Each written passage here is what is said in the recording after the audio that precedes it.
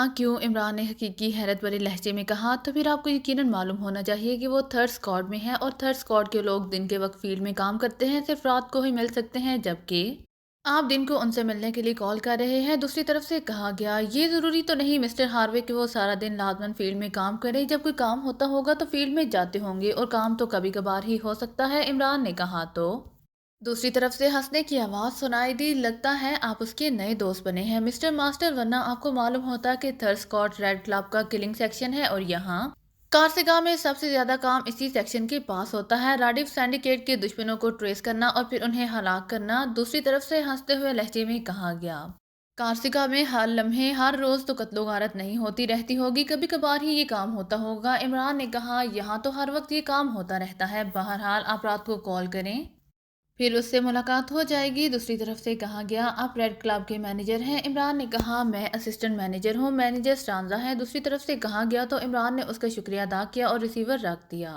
Manager stanza काम का आदमी साबित हो सकता है, उसे यहाँ लाना पड़ेगा। इमरान ने कहा तो तनवीर उठ खड़ा हुआ, मैं ले आऊंगा उसे यहाँ। तनवीर ने कहा, ठीक है, सफदर तुम्हारे साथ जाएगा, लेकिन तुम्हें मास्क मेकअप करना होगा क्योंकि इस जल्दी की वजह से वो हमें स्क्रीन पर चेक करते रहते हैं, इसीलिए इस मेकअप में तुम्हें पहचान लिया जाएगा। और जिस अंदाज में ये झल्ली इस्तेमाल की गई है, इसका मतलब है कि यहाँ वाकई इंतहाई जदीद तरीन इजादात इस्तेमाल की जा रही हैं। इमरान ने कहा, हाँ इमरान साहब, मैं भी ये देखकर हैरान रह गया हूँ कि उन्होंने आपकी गर्दन पर इसे चिपका भी दिया और आप जैसे आदमी को इसका इल्म तक ना हो सका, और इसके साथ साथ वो हमें मॉनिटर करते रहे बल्कि हमारी गुफ्तगू भी सुनते रहे। इसका मतलब है कि वाकई यहाँ उन्होंने हर तरफ जदीद तरीन इजादात का जाल फैला रखा होगा, कैप्टन शकील ने कहा। ये भी तो हो सकता है कि उन्होंने यहाँ मेकअप चेक करने वाली मखसूस रेस फैला रखी हों और हम जैसे ही खुली फिजा में जाए हमें चेक कर लिया जाए। इस पर जूलिया ने कहा तो इमरान बेख्तियार चौंक पड़ा। ओह वाकई ऐसा हो सकता है। ओ तुमने बहुत अच्छा नुक्ता सोचा है। इस जल्दी के जलने के बाद लाजमन उन्होंने कोई ना कोई पॉइंट हमें ट्रेस करने के लिए इस्तेमाल करना है। वो वैसे ही दावा नहीं कर रहा था कि हम कार्सिका से उसकी मर्जी के बगैर जिंदा वापस नहीं जा सकते, इमरान ने इंतहाई संजीदा लहजे में कहा। तो सबके चेहरों पर संजीदगी के तासुरात फैलते चले गए। फिर तो हमें बेहद मुहतात रहना होगा, ये तो आम सा सिंडिकेट नहीं है। इस पर सालिहा ने कहा, अगर ये बात जहन में आ गई है तो अब हमें ना सिर्फ अपना तहफ़्फ़ुज़ करना होगा बल्कि पूरी कुव्वत से इस सिंडिकेट के खिलाफ काम भी करना होगा। सफदर ने कहा, मेरा ख्याल है कि इस स्टांजा को यहाँ ले आने की बजाय इससे सब कुछ पूछकर असल फ्लेमिंग तक पहुंचा जाए। इस पर कैप्टन शकील ने कहा, हाँ अब वाकई हमें इंतहाई तेज़ी से काम करना होगा। अब ये आम सा सिंडिकेट नहीं रहा, यहाँ वाकई ऊंचे पैमाने पर काम हो रहा है, लेकिन हमा किस्म की रेस से बचने के लिए हमें खसूसी मेकअप करना है और यहाँ शायद ही खसूसी मेकअप का सामान मिल सके। इमरान ने कहा, इमरान साहब, अगर मास्क मेकअप कर लिया जाए तो कम अज़ कम हम दूसरों से तो बच जाएंगे और मास्क हमारे पास मौजूद है। सफदर ने कहा, ओह हाँ वेरी गुड, अगर हम मौजूदा मेकअप के ऊपर मास्क मेकअप चढ़ा लें तो फिर हम हर किस्म की रेस से बच जाएंगे। इस तरह डबल मेकअप हो जाता है। गुड शो, निकालो मास्क मेकअप और पहनना शुरू करो, वरना किसी भी लम्हे हमें चेक किया जा सकता है। इमरान ने कहा तो सब उठकर खड़े हो गए और फिर थोड़ी देर बाद वो सब चेहरों पर मास्क मेकअप लगा चुके थे। उन्होंने पहले वाला मेकअप साफ नहीं किया था। अब कहाँ जाना होगा? जूलिया ने कहा, यहाँ असलहा मौजूद है, वो उठा लो। अब हम यहाँ से रेड क्लब जाएंगे और वहाँ से मालूमात हासिल करके इस फ्लेमिंग तक पहुँचेंगे। इमरान ने कहा, इमरान साहब, पहले ये तो मालूम कर लिया जाए कि स्टांजा की रेड क्लब में क्या हैसियत है, क्या वो वहाँ का मालिक है, मैनेजर है या कोई खुफिया आदमी है? सफदर ने कहा, जो कुछ भी होगा सामने आ जाएगा, तुम चलो तो सही। तनवीर ने बेचैन से लहजे में कहा, तनवीर ठीक कह रहा है, आओ अब वक्त ज़ाया नहीं करना चाहिए। जूलिया ने तनवीर की हमायत करते हुए कहा, मेरा ख्याल है इमरान साहब, हमें दो ग्रुपों में काम करना चाहिए, एक ग्रुप बाहर की निगरानी करे और दूसरा ग्रुप इस स्टांजा से मालूमात हासिल करे, क्योंकि मुझे यकीन है कि जैसे ही रेड क्लब में हंगामा शुरू होगा वैसे ही राडिफ सिंडिकेट के आदमी वहां पहुंच जाएंगे और हो सकता है कि पुलिस भी इस क्लब को घेर ले, क्योंकि फ्लेमिंग पुलिस चीफ है और यहाँ की पुलिस भी उसके कंट्रोल में होगी, या दूसरे लफ्जों में इसके आदमी ही पुलिसमैन बने हुए होंगे। सफदर ने कहा, ठीक है, एक ग्रुप को बाहर रहना चाहिए। ठीक है, तनवीर, मैं और जूलिया अंदर जाएंगे, जबकि सालेहा, सफदर और कैप्टन शकील बाहर की निगरानी करेंगे और जिस किस्म के भी हालात हों एक्शन लिया जाएगा, फैसला सफदर करेगा। इमरान ने कहा तो सबने इस बात में सर हिला दिए।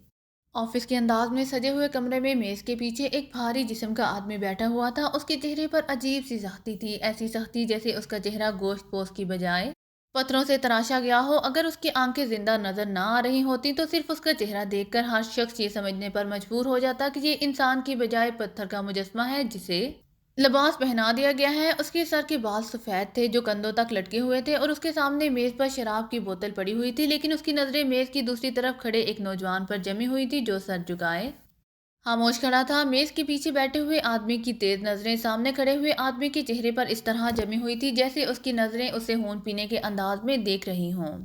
تم میرا نام جانتے ہو؟ ڈیگر اچانک میز کے پیچھے بیٹھے ہوئے آدمی نے انتہائی سرد لہجے میں کہا۔ یس باس، آپ کا نام اسٹانزا ہے، اس نوجوان نے انتہائی مودبانہ لہجے میں جواب دیتے ہوئے کہا۔ اس کے باوجود تم نے ریڈ کلب میں ریوالور نکالنے کی گستاخی کی ہے، کیوں؟ اسٹانزا کا لہجہ پہلے سے بھی زیادہ سرد ہو گیا۔ باس، جگری نے میری گرل فرینڈ کا بازو پکڑ کر اسے زبردستی اپنی میز پر لے جانے کی کوشش کی تھی، جب میں نے اسے منع کیا تو اس نے مجھے تھپڑ مار دیا، نوجوان ڈیگر نے جواب دیتے ہوئے کہا۔ اور تم نے ریوالور نکال لیا، کیوں؟ جبکہ تمہیں معلوم ہے کہ ریڈ کلب میں سوائے ریڈ فائٹرز کے اور کسی کا اسلحہ نکالنا ناقابل معافی جرم ہے، اسٹانزا نے تیز لہجے میں کہا۔ تھپڑ کھانے سے میرا دماغ گھوم گیا تھا باس، اسی لیے میں نے غیر ارادی طور پر ریوالور نکال لیا تھا، ڈیگر نے جواب دیتے ہوئے کہا۔ اور کل تم غیر ارادی طور پر فائر بھی کر دو گے، کیوں؟ اسٹانزا نے یکلہت چیختے ہوئے کہا۔ I am sorry boss, digger نے کہا۔ یہ تمہیں لاسٹ وارننگ دے کر زندہ واپس جانے کی اجازت دے رہا ہوں ڈیگر، صرف اس لیے کہ تمہاری خدمات راڈیو سنڈیکیٹ کے لیے بے پناہ ہے، ورنہ تم اچھی طرح جانتے ہو کہ میری لغت میں معافی کا کوئی لفظ نہیں ہوا کرتا، جاؤ اور آئندہ محتاط رہنا، اسٹانزا نے کہا۔ میں ہمیشہ آپ کا احسان مند رہوں گا باس، ڈیگر نے سر ہلاتے ہوئے کہا، اور پھر وہ سلام کر کے مڑا اور تیز تیز قدم اٹھاتا کمرے سے باہر چلا گیا۔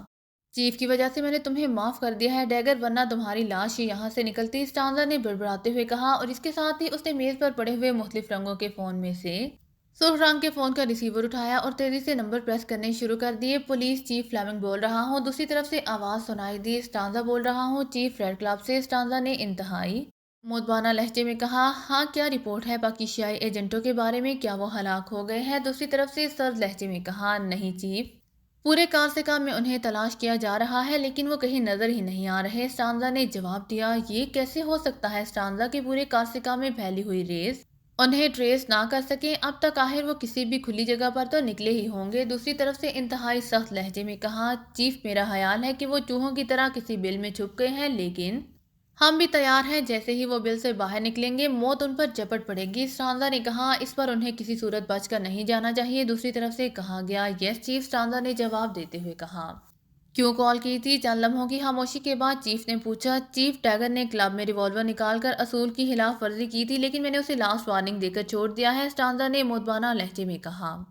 کیوں نکالا تھا اس نے ریوالور؟ چیف نے حیرت بھرے لہجے میں کہا۔ تو اسٹانزا نے وہ ساری بات دہرا دی جو ڈیگر نے اسے بتائی تھی۔ جگری کو کیا سزا دی ہے تم نے؟ چیف نے پوچھا۔ میں نے اسے بھی وارننگ دی ہے چیف، اسٹانزا نے کہا۔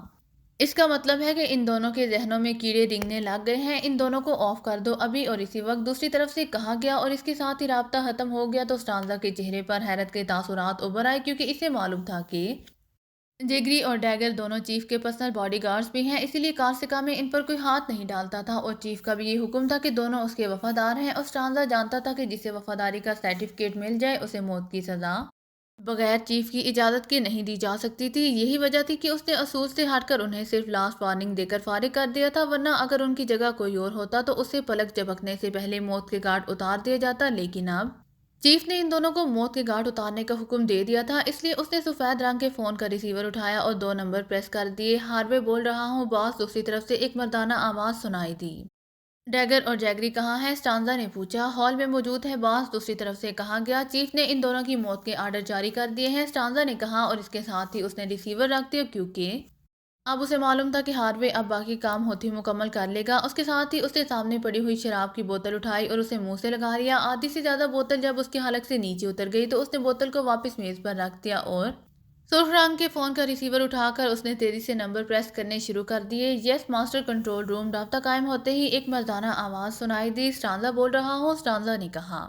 یس باس، میں جیفری بول رہا ہوں، دوسری طرف سے اس بار انتہائی مودبانہ لہجے میں کہا گیا۔ کیا رپورٹ ہے پاکیزائی ایجنٹوں کے بارے میں؟ اسٹانزا نے تیز لہجے میں پوچھا۔ ابھی تک وہ ٹریس نہیں ہو سکے باس، دوسری طرف سے مودبانہ لہجے میں کہا گیا۔ ان کے اصل حلیے تو فیڈ کر دیے تھے ریس کمپیوٹر میں، اسٹانزا نے کہا۔ یس باس، وہ شاید کسی جگہ چھپے ہوئے ہیں لیکن کب تک چھپے رہیں گے؟ جیسے ہی وہ کسی کھلی جگہ پر آئیں گے چیک ہو جائیں گے اور پھر کلنگ سیکشن کے ہاتھوں ہلاک ہو جائیں گے، جیفری نے جواب دیتے ہوئے کہا۔ کلنگ سیکشن کو الرٹ کر دیا ہے تم نے؟ اسٹانزا نے کہا۔ یس باس، البتہ ایک اور بات مجھے یاد آ گئی ہے کلنگ سیکشن کے حوالے سے، جیفری نے ایسے لہجے میں کہا جیسے بات کرتے کرتے اچانک اسے کوئی خاص بات یاد آ گئی ہو۔ کیا بات ہے؟ اسٹانزا نے چونک کر پوچھا۔ باس، ہاروے کو ایک کال موصول ہوئی جس میں किलिंग सेक्शन के विलियम हेनरी का कोई दोस्त मास्टर बोल रहा था। हार्वे ने उसे बताया कि किलिंग सेक्शन के आदमी रात को क्लब आते हैं, इसीलिए इस वक्त उसकी बात विलियम हेनरी से नहीं हो सकती, जेफरे ने कहा। तो स्टांजा के चेहरे पर हैरत के तासुरात उभर आए। तो फिर इसमें खास बात क्या हो गई है? स्टांजा ने हैरत भरे लहजे में कहा।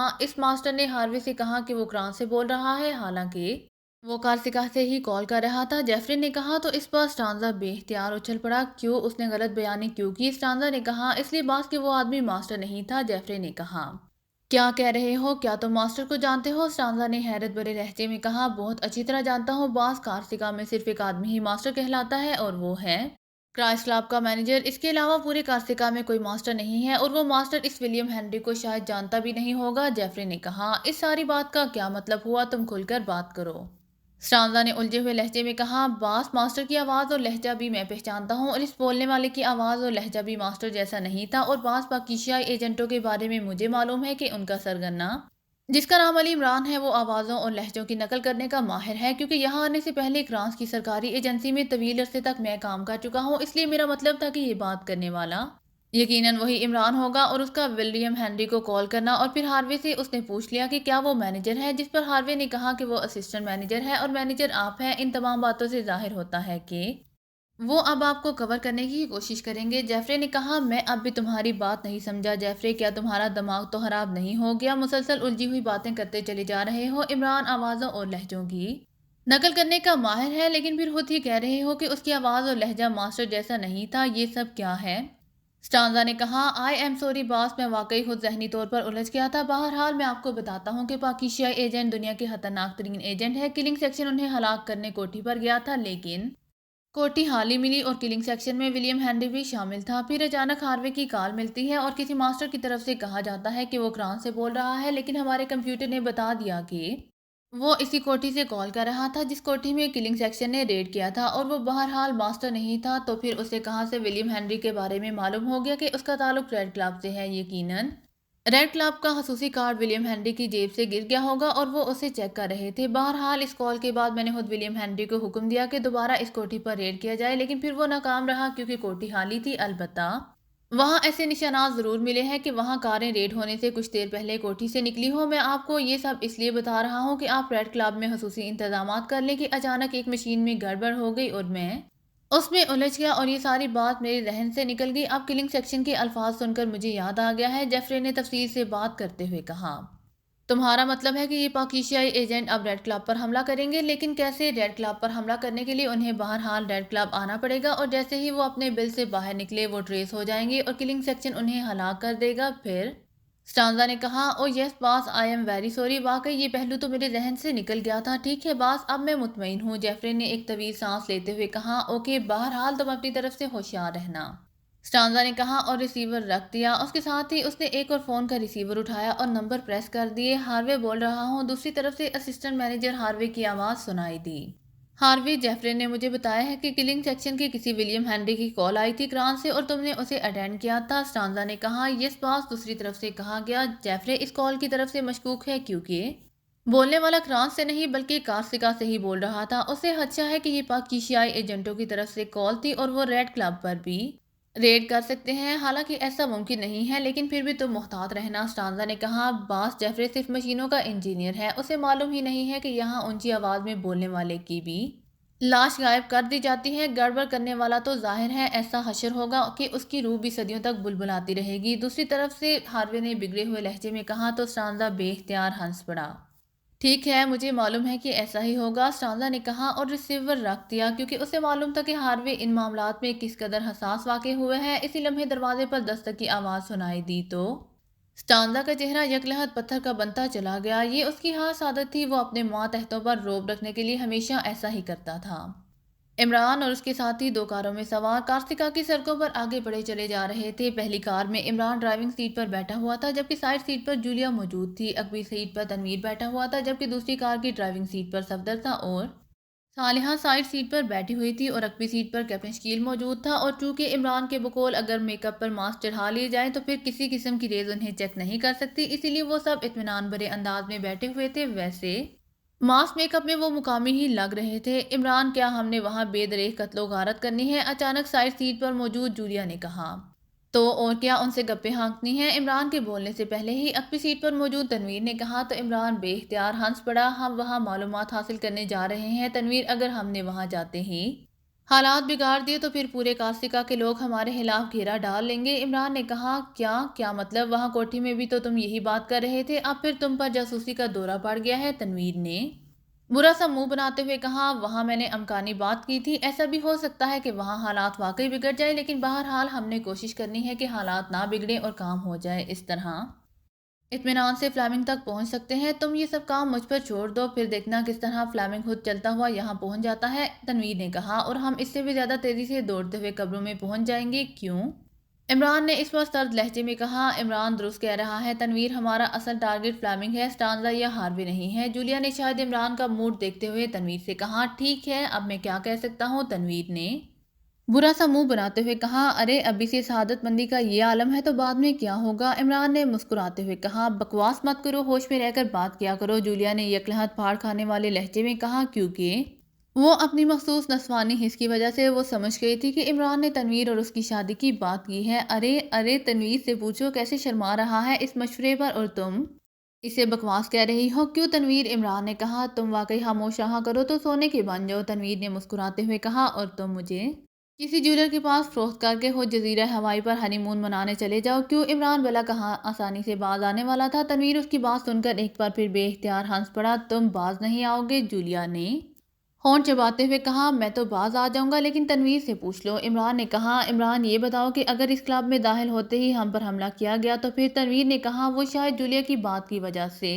بات بدلنا چاہ رہا تھا، تو پھر کیا ہوگا یہی پوچھنا چاہتے ہو نا تم؟ عمران نے مسکراتے ہوئے کہا ہاں۔ تنویر نے جواب دیتے ہوئے کہا وہ کیا مشہور مصرع ہے کہ پلاؤ کھائیں گے احباب؟ عمران نے کہا یہ کیسے ہو سکتا ہے کہ ہم ان کے ہاتھوں چپ چاپ مارے جائیں؟ تنویر نے یکلہت انتہائی غصیلے لہجے میں کہا میں نے کلب والوں کے بارے میں کہا ہے۔ عمران نے کہا تو تنویر کا غصے سے بگڑا ہوا چہرہ یکلہت کھل اٹھا۔ ہاں اب ٹھیک ہے، تنویر نے کہا، اور اس پر جولیا بھی بے اختیار مسکرا دی۔ تھوڑا آگے جانے کے بعد عمران نے کار موڑی اور ایک عمارت کے کمپاؤنڈ گیٹ میں داخل ہو کر اس نے اسے پارکنگ کی طرف موڑ دیا۔ وسیع و عریض پارکنگ رنگ برنگی کاروں سے بھری ہوئی تھی۔ عمران نے کار ایک خالی جگہ پر روکی اور پھر نیچے اتر آیا۔ اس کے ساتھ ہی تنویر اور جولیا بھی نیچے اترے اور عمران نے کار لاک کر دی۔ صفدر کی کار البتہ کمپاؤنڈ گیٹ میں داخل ہی نہ ہوئی تھی، شاید وہ باہر ہی رک گئے تھے۔ تھوڑی دیر بعد وہ تینوں ریڈ کلب کے مین گیٹ سے اندر داخل ہوئے تو ہال کھچا کھچ بھرا ہوا تھا۔ زیادہ تر تعداد غیر ملکیوں کی تھی، جن میں عورتیں بھی تھیں اور مرد بھی۔ البتہ ہال میں 10 کے قریب مشین گنوں سے مسلح افراد ٹہلتے پھر رہے تھے۔ وہ سب اپنے انداز سے چھٹے ہوئے گنڈے دکھائی دے رہے تھے۔ ایک طرف کاؤنٹر تھا جس پر 2 لڑکیاں موجود تھیں، جبکہ ایک پہلوان نما گنڈا ایک سائیڈ پر رکھے ہوئے اسٹول پر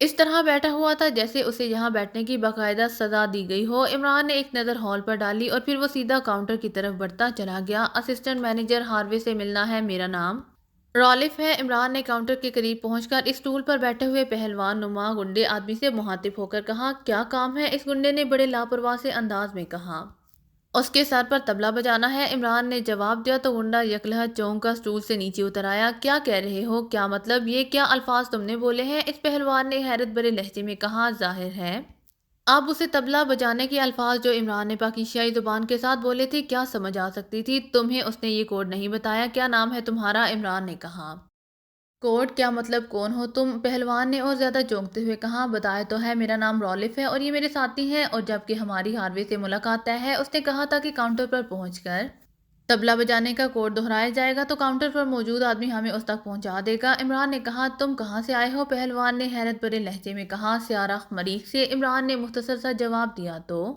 پہلوان نما آدمی بے اختیار اچھل پڑا۔ کیا مطلب؟ اس آدمی کا چہرہ اب حیرت کی زیادتی سے سرخ پڑ گیا تھا۔ ہاروے کہاں ہے؟ یہ باتیں تمہاری سمجھ میں نہیں آئیں گی، تمہیں تو اسٹول پر چڑھ کر ہی بیٹھنا چاہیے۔ عمران نے منہ بناتے ہوئے کہا تو وہ آدمی کچھ دیر تک عمران کو غور سے دیکھتا رہا اور پھر اس نے سائڈ پر کھڑے ہوئے آدمی کو اشارہ کیا تو وہ سیدھا تیزی سے اس کے قریب آ گیا۔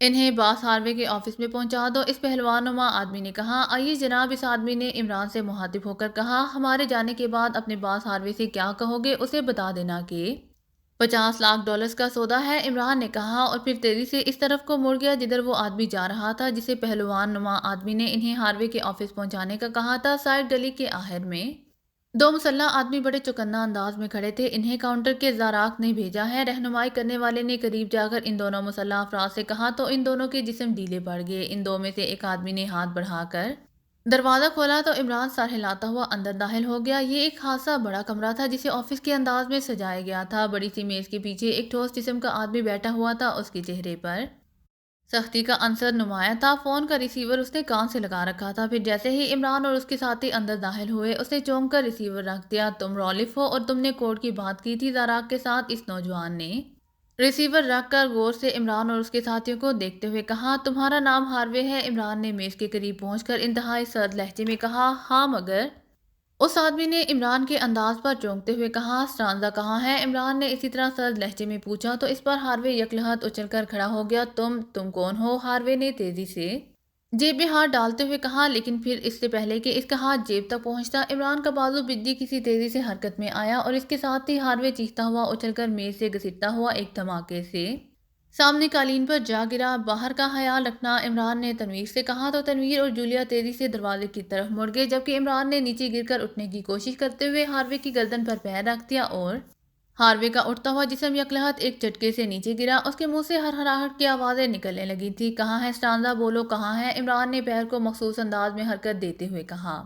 वो जेफरे के पास क्या है? मशीन रूम में। मशीन रूम में? हार्वे के मुंह से इस तरह अल्फाज निकलने लगे जैसे वो लाशऊरी तौर पर बोल रहा हो। कहाँ है ये मशीन रूम और क्या मशीनरी है वहाँ? इमरान ने कहा तो हार्वे ने तफसील बता दी। इमरान का पैर तेजी से मुड़ा तो हार्वे की जिस्म ने यकलहत एक झटका खाया और उसकी आंखें बेनूर होती चली गईं। आओ अब असलहा हाथों में ले लो, इमरान ने अंदरूनी दरवाजे की तरफ मुड़ते हुए कहा तो तनवीर ने बैरूनी दरवाजे को अंदर से लॉक कर दिया और चंद लम्हों बाद वो एक कमरे में पहुंच गए। यहाँ दीवार पर मौजूद एक स्विच को प्रेस करते ही एक दीवार दरमियान से खुलकर साइडों में हो गई। अब दूसरी तरफ एक लिफ्ट नजर आ रही थी। इमरान इस लिफ्ट में दाखिल हो गया। उसके पीछे उसके साथी भी अंदर आ गए तो इमरान ने एक साइड पर मौजूद दीवार में स्विच पैनल का सुर्ख रंग का बटन प्रेस कर दिया। दूसरे लम्हे सरर की आवाज़ के साथ ही दीवार बराबर हो गई। उसके साथ ही सामने की दीवार खुद बहुत साइडों में हट गई। दूसरी तरफ एक राहदारी नजर आ रही थी जो आगे जाकर मुड़ गई थी। आओ अब हम इस मशीन रूम वाले हिस्से में हैं, इमरान ने कहा और तेजी से आगे बढ़ने लगा। तनवीर और जूलिया उसके पीछे चल रहे थे। मोड़ मुड़ते ही उन्हें एक दरवाज़ा नजर आया जो बंद था। इमरान दरवाजे के करीब रुक गया। उसने दरवाजे पर हाथ रखकर ज़रा सा दबाया तो दरवाज़ा मामूली सा खुल गया। उसके साथ ही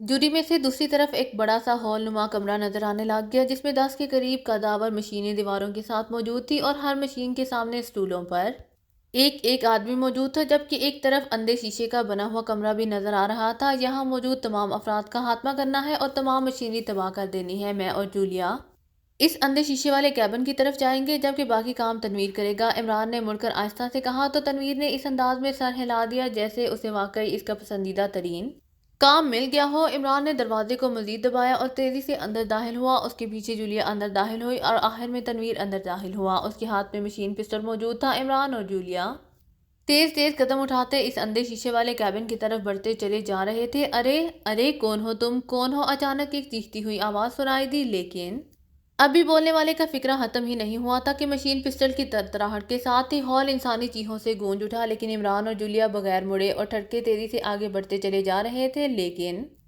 फिर इससे पहले कि वो इस कैबिन तक पहुंचते कैबिन का दरवाजा खुला और एक लंबे कद और दरमियाने जिस्म का अधेड़ उम्र आदमी उछलकर बाहर आ गया। उसके चेहरे पर इंतहाई हैरत के तासुरात थे। लेकिन इससे पहले कि वो बाहर निकलकर संभलता इमरान का हाथ हरकत में आया और वो आदमी चीखता हुआ उछलकर सीधा खुले हुए दरवाजे से कैबिन के अंदर एक धमाके से जा गिरा और इसके पीछे इमरान भी अंदर दाखिल हो गया। ये एक खासा बड़ा कमरा था जिसमें एक मेज पर एक मुस्ततील शक्ल की मशीन पड़ी हुई थी, जबकि उसके सामने दो तीन कुर्सियां रखी हुई थी। इस आदमी ने नीचे गिरकर उठने की कोशिश की ही थी कि इमरान ने उसकी गर्दन पर पैर रखकर मोड़ दिया। इस आदमी का उठता हुआ जिस्म एक धमाके से वापस गिरा। कैबिन से बाहर धमाकों की आवाजें मुसलसल सुनाई दे रही थी, जबकि जूलिया ने अंदर दाखिल होते ही इस मुस्ततील मशीन पर फायर कर दिया था और चंद लम्हों बाद मशीन पुर्जों में तब्दील हो चुकी थी। क्या नाम है तुम्हारा? इमरान ने मखसूस अंदाज में पैर को मोड़ते हुए कहा। जज जेफरे, इस आदमी ने रुक रुक कर जवाब दिया। स्टांजा कहाँ है? इमरान ने दूसरा सवाल किया। वो अभी चंद मिनट पहले वापस गया है, जेफरे ने जवाब दिया तो इमरान ने पैर हटा लिया और इसके साथ ही उसने झुककर जेफरे को गर्दन से पकड़ा और एक झटके से कुर्सी पर डाल दिया। जेफरे दोनों हाथों से अपनी गर्दन मसल रहा था। उसके चेहरे पर अभी तक शदीद तरीन तकलीफ के तासुरात नुमाया थे। तुम मशीन रूम के इंचार्ज हो? इमरान ने मशीन पिस्टल की नाल उसकी गर्दन से लगाते हुए कहा। ہاں ہاں، مگر تم کون ہو؟ تم یہاں کیوں آئے ہو؟ تم نے ساری مشینری کیوں تباہ کر دی ہے؟ جیفری نے کہا وہ اب کافی حد تک سنبھل چکا تھا۔ ہم وہی پاکیزائی ایجنٹ ہیں جنہیں تم تلاش کرتے پھر رہے ہو، عمران نے کہا تو جیفری بے اختیار اچھل کر کھڑا ہو گیا، لیکن عمران نے دوسرے ہاتھ سے دھکا دے کر اسے دوبارہ کرسی پر دھکیل دیا۔ تم یہاں مگر وہ میک اپ چیکنگ ریز تمہاری تو اب تک نشاندہی ہی نہیں ہو سکی پھر؟ جیفری کی ذہنی حالت واقعی خراب ہو رہی تھی۔ مشینیں انسانی عقل کا مقابلہ نہیں کر سکتی جیفری، اور اب تم فیصلہ کر لو کہ تم زندہ رہنا چاہتے ہو یا نہیں، ہاں یا نہ میں جواب دو، عمران نے کہا۔ آخر میں اس کا لہجہ یکلحت انتہائی سرد ہو گیا تھا۔ میں زندہ رہنا چاہتا ہوں، جیفری نے بوکھلائے ہوئے انداز میں کہا۔ تو پھر بتاؤ کہ اصل پولیس چیف فلیمنگ کہاں ہے؟ عمران نے سرد لہجے میں کہا۔ سپر چیف وہ تو ہمیشہ خفیہ رہتا ہے، اسٹرانزا کو معلوم ہوگا، وہ اس کا نمبر 2 ہے، جیفری نے جواب دیا۔ تو عمران اس کے لہجے سے ہی سمجھ گیا کہ وہ سچ بول رہا ہے۔ اسٹرانزا تک پہنچنے کا راستہ بتاؤ، عمران نے کہا۔ تو جیفری نے تفصیل بتا دی۔ اس مشینری سے کیا ہوتا تھا؟ تفصیل بتاؤ، عمران نے کہا۔ یہ کارسیکا کی چیکنگ مشینری تھی، اس مشینری کی وجہ سے پورے کارسیکا پر ہمارا ہولڈ تھا، تم نے سب کچھ ختم کر دیا، جیفری نے ڈوبتے ہوئے لہجے میں کہا، لیکن عمران نے اسی لمحے ٹریگر دبا دیا تو جیفری کے حلق سے ادھوری سی چیخ نکل سکی۔ اس کی گردن میں سوراخ ہو گیا تھا، وہ اچھل کر پہلے سائڈ پر ہوا اور پھر اوندے منہ نیچے قالین پر جا گرا۔ عمران نے دوسری گولی اس کی پشت میں اتار دی تھی۔ آؤ اب اسٹرانزا سے دو ہاتھ کر لیں، عمران نے تیزی سے مڑتے ہوئے کہا، اور تھوڑی دیر بعد وہ ایک لفٹ سے اوپر جا رہے تھے۔ کیا اب ہماری چیکنگ ریس سے نہیں ہو رہی ہوگی؟ جولیا نے کہا۔ نہیں، اب سب کچھ ختم ہو گیا ہے، اب یہ عام سا جزیرہ ہے، عمران نے کہا۔ تو جولیا نے اطمینان بھرے انداز میں سر ہلا دیا۔ لفٹ رکی تو وہ ایک راہداری میں تھے جس کے آخر میں ایک بند دروازہ موجود تھا۔ عمران نے دروازے کو دبایا تو دروازہ کھلتا چلا گیا، تو عمران تیزی سے دوسری طرف آ گیا۔ یہ ایک چھوٹی سی راہداری تھی جس کے آخر میں مشین گنوں سے مسلح 2 آدمی موجود تھے۔ وہ عمران اور اس کے ساتھیوں کو اچانک اندر آتے دیکھ کر چونکے ہی تھے کہ عمران کے ہاتھ میں موجود مشین پسٹل سے ترتراہٹ کی آوازیں نکلیں اور وہ دونوں چیختے ہوئے نیچے فرش پر گرے اور تڑپنے لگے، جبکہ عمران دوڑتا ہوا آگے بڑھا اور اس نے راہداری میں موجود بند دروازے کو لات مار کر کھولا اور تیزی سے اندر داخل ہو گیا۔ یہ ایک خاصا بڑا کمرہ تھا جس میں میز کے پیچھے ایک لمبے قد اور بھاری جسم کا آدمی بیٹھا ہوا تھا۔ اس کے سامنے میز پر مختلف رنگوں کے فون سیٹ پڑے ہوئے تھے اور ایک فون کا ریسیور اس کے کان سے لگا ہوا تھا۔ تم کون ہو؟ دروازہ ایک دھماکے سے کھلنے اور عمران کے اندر داخل ہوتے ہی اس آدمی نے چونک کر کہا۔ اس کے ساتھ ہی اس نے لاشعوری طور پر ریسیور کریڈل پر رکھ دیا۔ ہم وہی ہیں جن کی تمہیں تلاش تھی، اسٹرانزا، عمران نے کہا، اور اس کے ساتھ ہی وہ بجلی کی سی تیزی سے آگے بڑھا اور پھر اس سے پہلے کہ اسٹرانزا سنبھلتا، عمران نے اسے گردن سے پکڑ کر